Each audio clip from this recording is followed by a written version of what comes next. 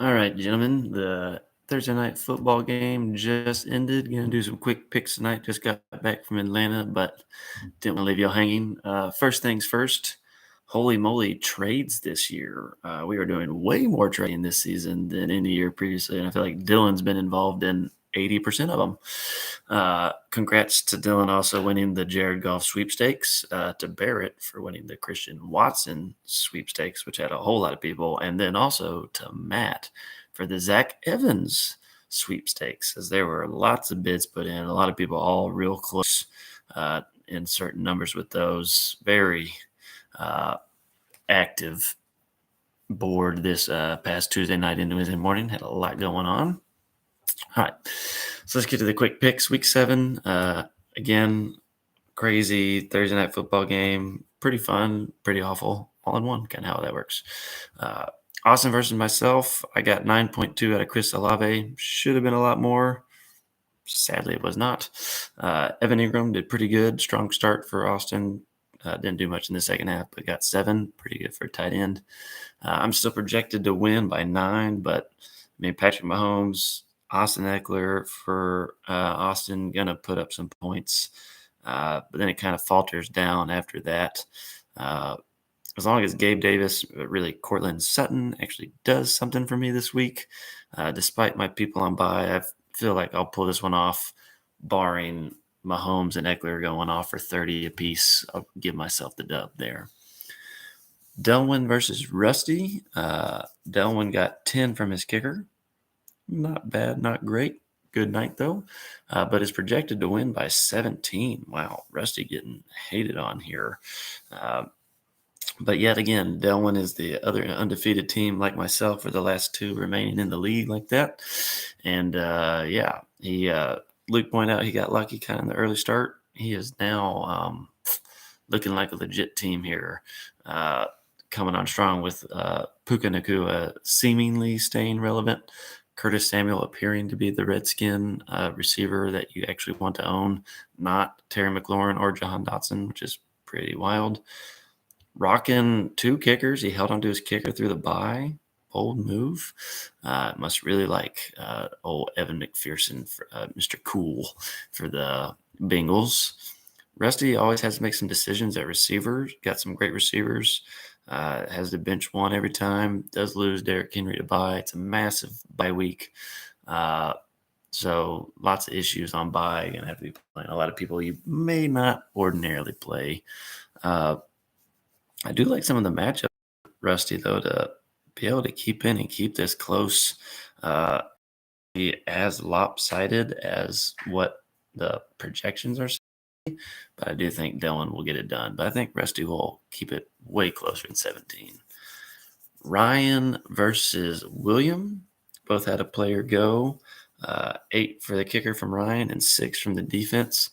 For William, it's really a shame they only got 6 points when they did have a pick 6, and still only ended up with 6. It could have been a much, much better night for them, but still positive, not terrible from the defense. Would have liked more with that performance, but projected to be a pretty slugfest here, 86-78.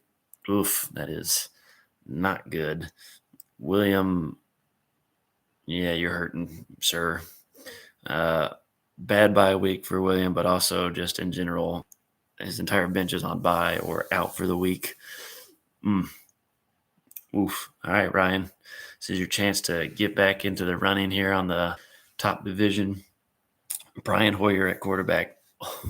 Oh, we are. And Brian Hoyer versus Joshua Dobbs. Now that is probably not something any of us would have ever guessed we'd said for a fantasy matchup this year. Jalen Warren versus Craig Reynolds at running back. Oh, my goodness, guys. This hurts. However, Ryan should get Deontay Johnson back, which will be a boost for him. However, playing 2 Steelers offensive players, yikes. That's never a good thing either. I don't like either of these teams to win. I mean, this is just brutal. Let's go with the upset. Let's pick him to pull the upset here, despite the rough start on Thursday night. Luke versus Jeffrey. Why did my screen jump? Luke versus Jeffrey. Both with a decent start to Thursday night. Both got good points out of their flex. Both got a touchdown.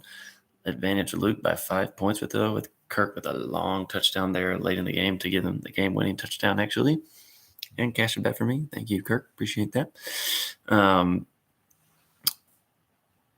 Even with that lead, Luke is projected only to win by 4.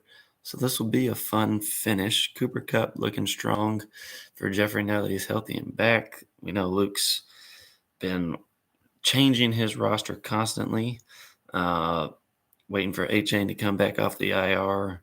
His defense he just got on bye this week as well. Tough sight. But roster's probably in better shape than it was. Brock Purdy at quarterback. Never thought that'd be something I liked, but been decent so far. But if he doesn't have Debo and CMC, how does he actually do as a quarterback? It's a little scary to think about. Jeffrey, on the other hand, playing both Baltimore running backs. So here's to hoping they actually run it in rather than Lamar this week. But going against a pretty tough defense. Cooper Kupp going against a tough defense. Baker Mayfield against a tough defense. This could be a week for Luke to sneak one out. Even the record for him and Jeffrey to both end up at 2-5. Let's have a little fun. Let's pick Luke to win this one. Barrett versus Derek. Barrett with a massive output from Kamara with only 60 rushing yards and no touchdowns. Why? Because Derek Carr throws the ball to Kamara like there is no tomorrow. Let's just for fun, let's see. 12 receptions tonight, 13 receptions in the first week that he played. If it wasn't for it being half PPR, Alvin Kamara would be atrocious to own. But worked out to Barrett's favor. Derek is projected to lose pretty hardly, but he does have a couple players on bye. Will be interesting to see if he makes necessary adjustments to replace those, like his tight end. It's going to be an uphill battle for Derek, but Barrett also, Debo Samuel maybe not playing. Also got a lot of people on bye as well, but that's a great head start for Barrett in a battle of 2 4-2 teams. We'll take Barrett to win this one. Allen versus OP. OP only got 4 points from his defense, but again, defense went positive. Not a bad day. Would have liked more with the amount of turnovers they had. He's going to regret not having played Taysom Hill at his tight end, 14.8 on the bench there. But, I mean, you never know with that guy, but he did run one in tonight. But TJ Hawkinson, also a great tight end, so very understandable why he did not start him. But OP is projected to win by 30. Woof. Allen, what we going on here, man? Jamar Chase on bye. Other than that, it's a full roster. Wow. Oh, Kyron Williams out. So got 2 players not actually playing. Has the people he would normally replace them with on bye as well. Tough. Don't know if he'll be able to make adjustments for this week. We'll take OP to win. And OP will be 5-2 at that point, gentlemen. Watch out. OP's season has come. Rusty won the ship one year. OP's coming for it now. Dylan versus Mac, 2 of the trade-happy teams in the league, both at 3-3. But Mac getting a balmy 39 to start the Thursday night. Quarterback with 18, not bad, but Travis Etienne with 21 due to 2 touchdowns. Solid start for Mac. But even with that, only projected to win by 8 or 9. So he needed that good start to have a shot here. Dylan with a completely different roster than anything he drafted with all the trading he's done, but solid roster now. But he does lose Pollard to bye, who, again, hasn't really lived up to expectations for what was expected out of him so far. Gibbs could be a stud this week, though, if the other guys hurt. Jonathan Taylor finally starting to get some more carries, but that Cleveland defense is gnarly this year. A couple questionables, but I think other people will be fine. Jameson Williams, fun little trade he just did. We'll see how that pays out for him. Boom bust kind of player, but I'd rather play him over George Pickens that Mac has. But a great start by Mac, but they obviously believe in Dylan's team a lot now. But I'm going to pick Mac to win this. I think Jared Goff has a bad week at Baltimore outdoors. I think Jared Goff finally slips a little bit, and I'll take Mac to win this week. Michael versus Matt. 2 teams that need to get a win. We've talked about Matt's bad luck in this league. looks like it's continuing here, 2-4, but he is projected to win by 13. No players played tonight. Michael did get Zay Jones out of the lineup, but do have a lot of buys. Matt has no one that he can plug and play.